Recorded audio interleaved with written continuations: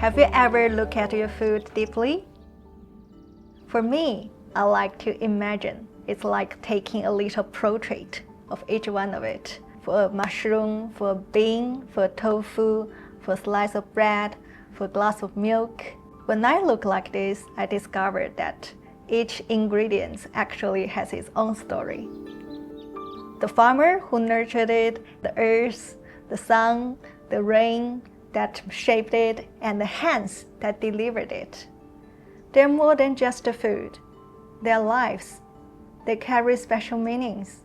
First, before I cooking, I like to say motivation words to my ingredients in front of me. Like say, "Hi everyone, please show me your best self. You are so beautiful. I'm sure you are ready to offer people the best version of yourself, to nourish people and delight people." I say that with all the love in my heart. It feels like assembling a team, your trusted kitchen crew. The ingredients, the seasonings, the pans, we're all together, ready to collaborate, want to create something really positive to people. Then I will take a moment for myself, one deep breath, to invite joy and calm into my kitchen. Then I will set a clear intention. For this meal, I cook mindfully.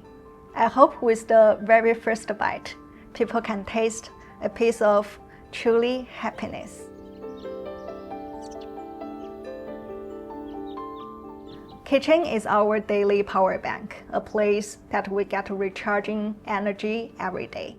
So I enter kitchen, I feel grateful.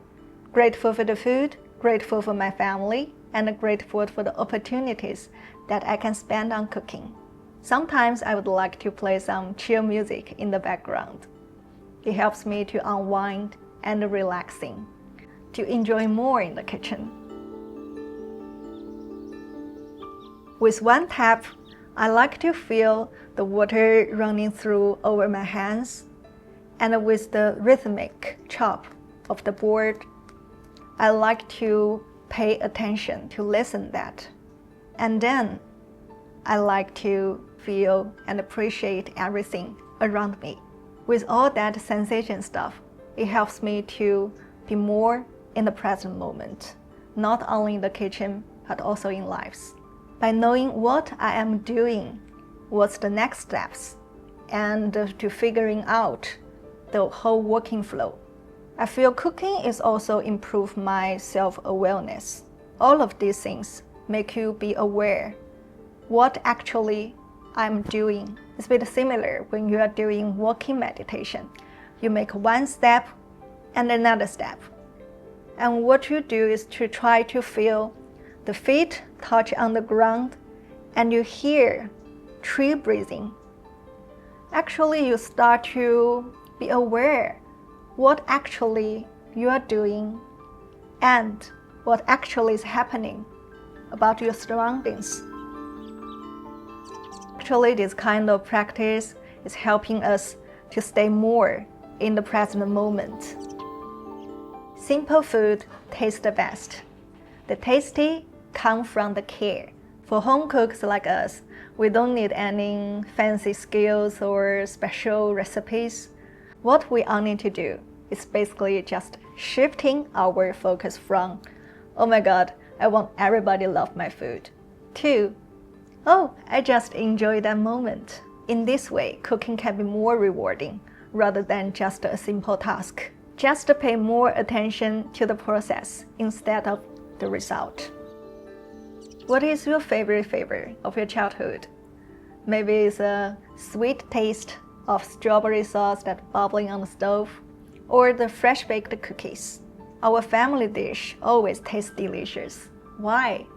Because when our family cook for us, they pour their love and dedication into the meal. With that love, food can really strengthen our bond, our relationship between family members.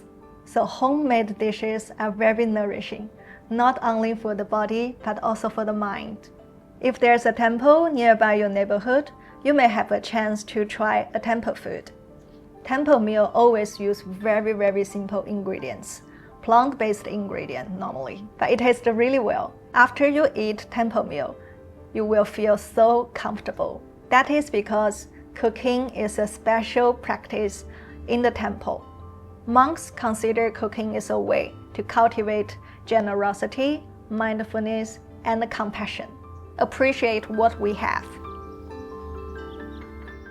It's so normal to us to grab fresh fruits or running water as much as we want. For some regions and countries, they are really precious. Last month, I visited Fotografiaska in Shanghai. There's a Salvadore's exhibition. The images stayed with me. The hungry children, the refugee camps, people forced to leave their homeland because of conflict. It was so heartbreaking.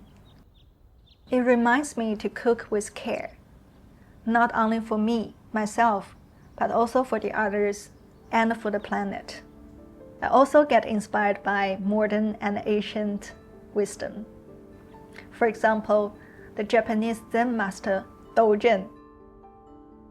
Actually, he is the patriarch of Japanese Zen school and the Shōjin Ryōri.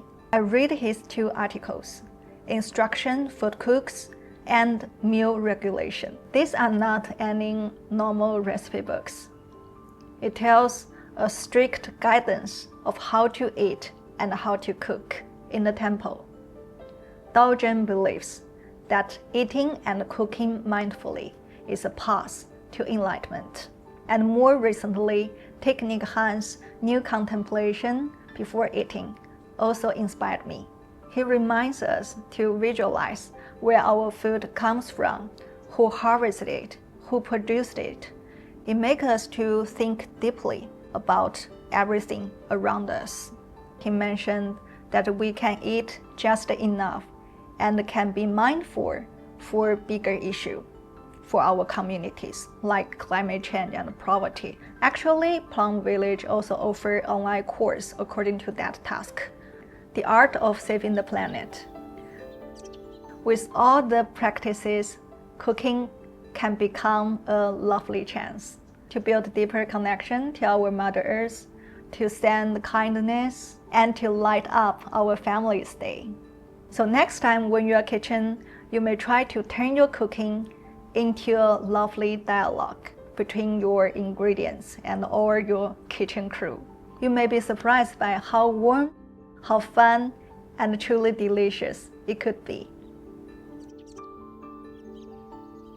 Thank you for watching. See you next time.